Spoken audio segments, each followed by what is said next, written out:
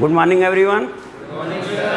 इससे पहले बेटा हम लोगों ने ग्रुपिंग एरर पढ़ा और ग्रुपिंग एरर को दूर करने के लिए शेपार्ड्स करेक्शन फार्मूला यूज हुआ और उस पर क्वेश्चन भी लगाए। अब अगला टॉपिक हमारा है moment generating function.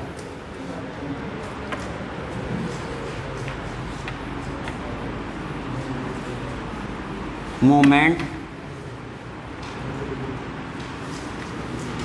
Generating function.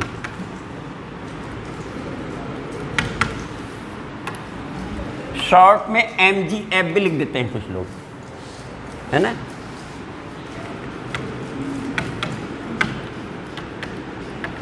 ऐसे भी लिखा मिल जाता है moment generating function. The moment generating function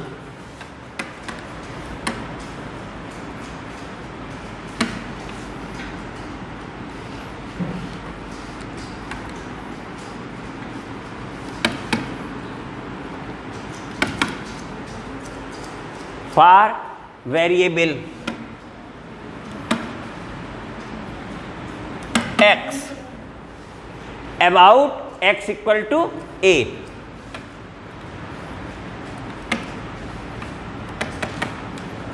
ठीक है बेटा, ये क्या है? Any number. जो मोमेंट अबाउट एनी नंबर करते थे वही है। x जो वेरिएबल होता था जिसे xi लिखते थे, x1 x2 i from 1 to n होता था, तो ये वेरिएबल x है about x equal to a represented by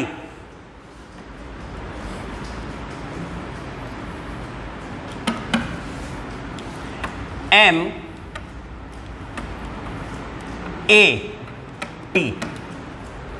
तो मोमेंट जनरेटिंग फंक्शन रिप्रेजेंट हो रहा है m अबाउट a है, तो यहां क्या लिखा है a और t। यहां t क्या है? पैरामीटर है। Where t is parameter.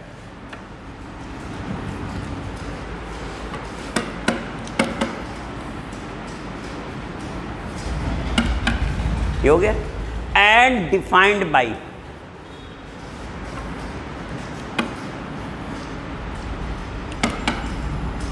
Expected value of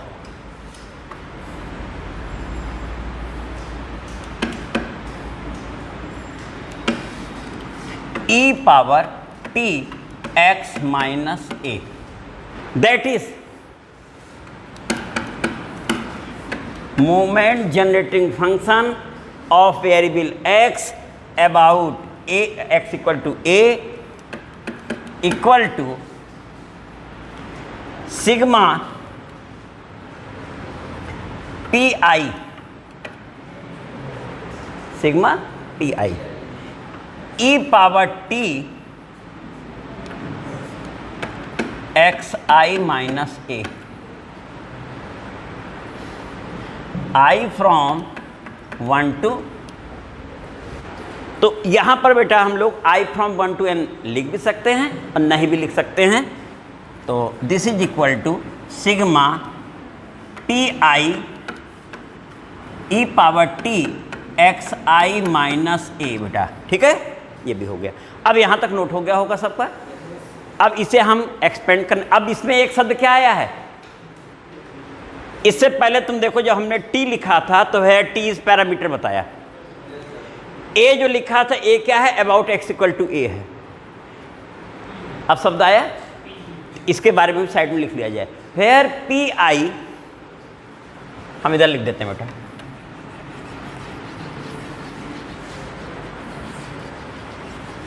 formula एक बार फिर से ऊपर लिख देते हैं तो वहां लिख दिया जाएगा।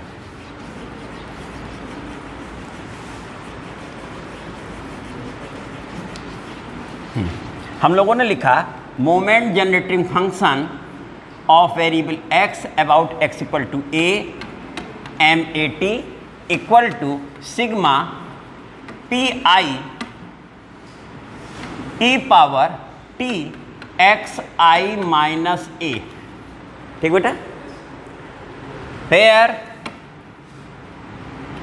pi इज प्रोबेबिलिटी, या PIR कर देते हैं क्योंकि PI में कई आ जाएंगे ना, 1 2 3 dot dot. PIR probabilities of variable xi variable x के लिए जो प्रोबेबिलिटी होती है उसे p बोलते हैं, तो pi है तो xi के लिए हो गया x1 x2 x3 p1 p2 p3 probability for variable x। होगा बेटा क्लियर? अब यहाँ से हम आगे बढ़े, this is equal to sigma pi और इसका एक्सपेंशन लिख रहा है बेटा। देखो e पावर x का एक्सपेंशन होता है 1 plus x square upon factorial 2 plus ऐसे चलता है। सेम उसी वे में हम लोग चल रहे हैं, तो ये हो गया 1 plus x means t x i minus a, ठीक बेटा, plus 1 upon factorial 2 t square x आई माइनस ए स्क्वायर, ठीक है। और इसी में एक आर एथ वाला भी आएगा 1 upon factorial r t power r x I minus A power r dot dot up to infinite. अब इसके बाद हम लोग आए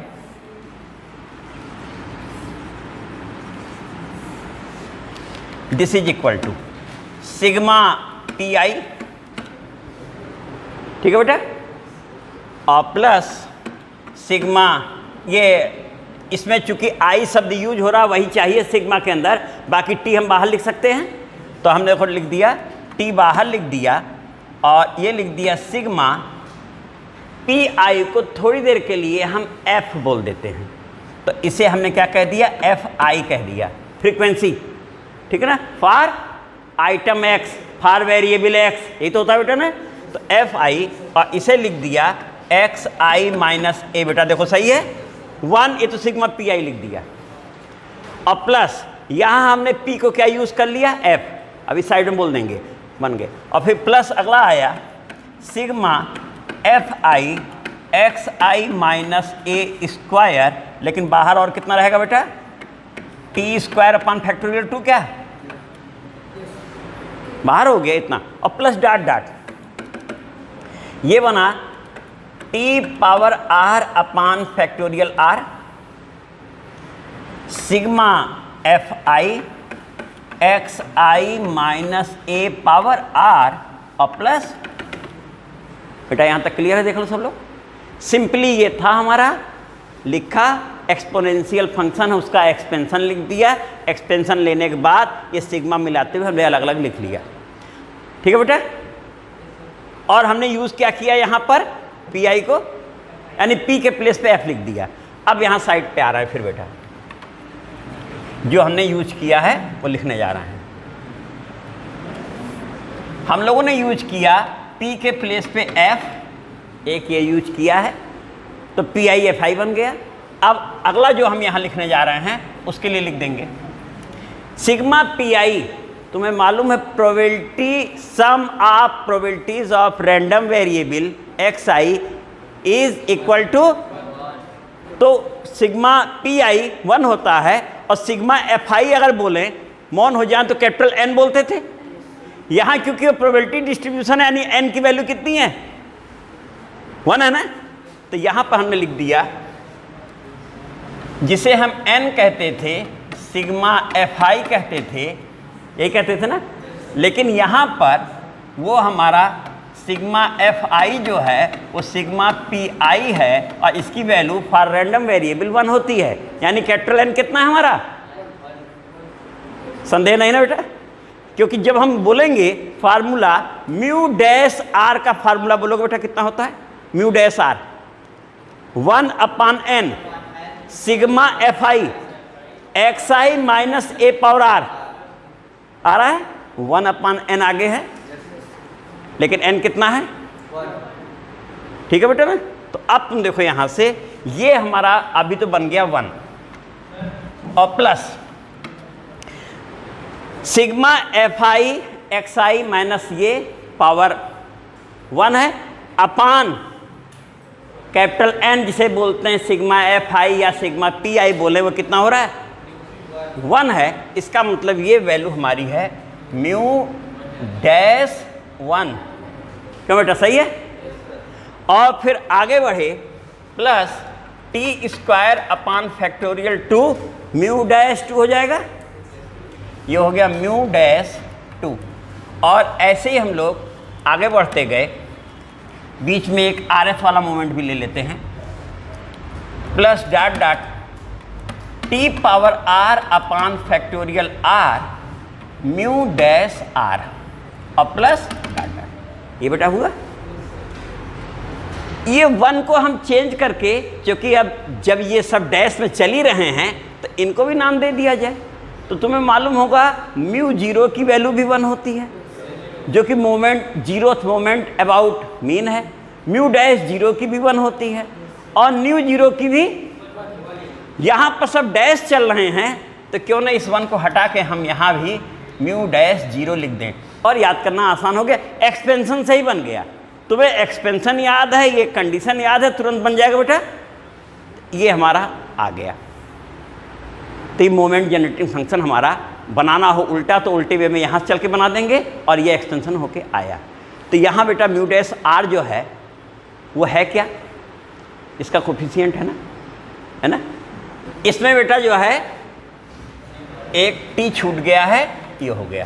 तो यहाँ पर तो पावर 0 थी इसलिए नहीं आया, यहाँ पावर 1 है आया, यहाँ पावर 2 है, पावर आर है, ये आ गया। यहाँ तक सही बेटा। अब चलो, तो here mu dash r is rth moment about x equal to a, r moment of order r about x equal to A.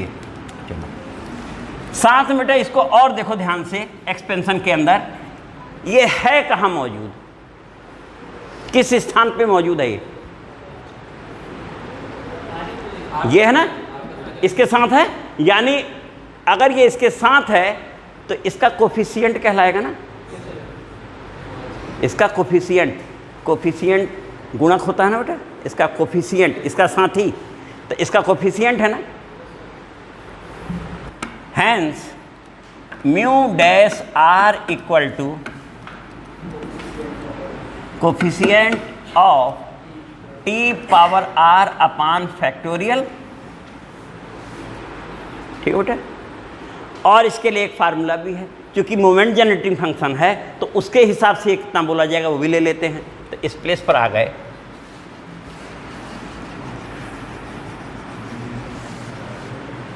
Are mu dash R equal to R times derivative with respect to T of M A, जो हमारा moment generating function है उसका derivative are times, और आने के बाद वो भी टी इक्वल टू कितना 0। अब एक रिलेशन और है, जब हम moment generating function about x equal to a बोल रहे थे तो यहाँ क्या लिखा है, a लिखा है और ये t हमारा पैरामीटर है। अबाउट अगर ओरिजिन बोलेंगे तो यहाँ क्या लिख देंगे, 0 लिख देंगे। तो अब देखते हैं एक रिलेशन और आने जा रहा है। फर्दर